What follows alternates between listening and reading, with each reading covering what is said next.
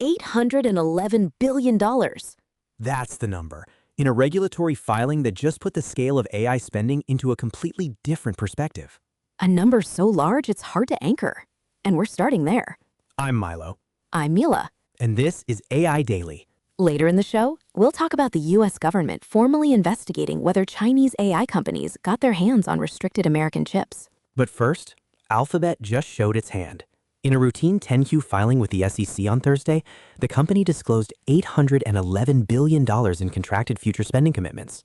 That number is as of June 30th, and it's a sharp increase from just 3 months prior. These aren't vague plans. They are contractual obligations for things like infrastructure and data centers. It's capital being locked in for the long term. It's the scale of an all-in bet. You don't commit that kind of capital unless you see the path to a return as being non-negotiable. And buried in the same filing was another number. Alphabet's private company investments are now valued at about $124.3 billion. And the filing specifies that valuation is driven primarily by its stake in one company, Anthropic. So Google is not only spending hundreds of billions on its own models and infrastructure, it also holds one of the most valuable stakes in a direct competitor. It's a portfolio strategy for a technology race. You build your own contender, and you buy a significant piece of the other leading contender. It hedges your risk, but it also concentrates the market. The open question is how regulators view that concentration. When one company's success, either its own or its investments, becomes this dominant, does the ecosystem stay competitive? While Alphabet is locking in hundreds of billions, the next generation of startups is still raising hundreds of millions. Bloomberg reports that Genesis AI, a robotics startup, is in talks to raise around $500 million. And that's at a $3 billion pre-money valuation. For context, this comes about a year after their $105 million seed round. The velocity of capital is accelerating here. Genesis is focused on robotics and made a pivot back in May to what it calls a full-stack approach. What does that mean in practice?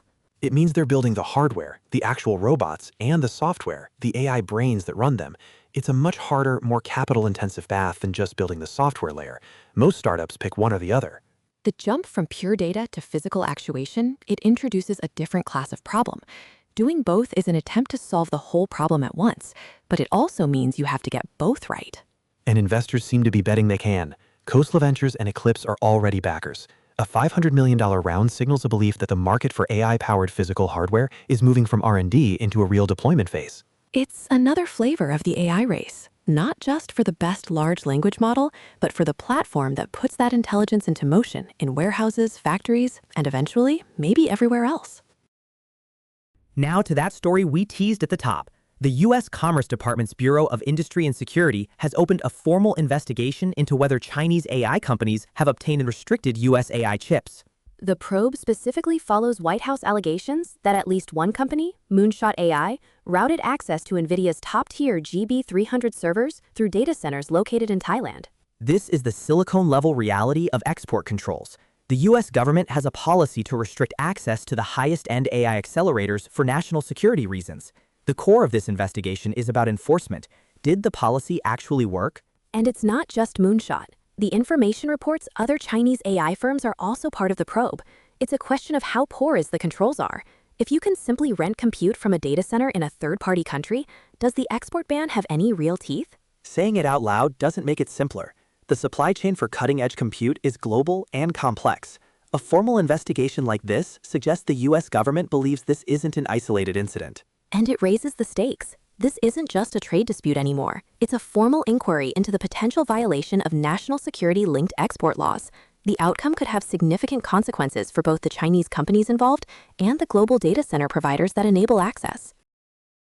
Also in AI today, Microsoft is replacing OpenAI's image models in products like PowerPoint and Bing. They're swapping in their own in-house model called MAI-Image. According to Microsoft's AI chief, Mustafa Suleyman, their model is faster, cheaper, and produces higher quality images. And the cost savings are specific. PowerPoint runtime costs are reportedly about 85% lower using MAI, a clear signal that as in-house models get good enough, even the tightest partnerships are subject to a cost-benefit analysis. From $800 billion in commitments to an 85% cost reduction on a single image generation. The scale of this industry is still being defined, from the macro to the micro. For Milo and Mila's AI Daily, I'm Milo. And I'm Mila.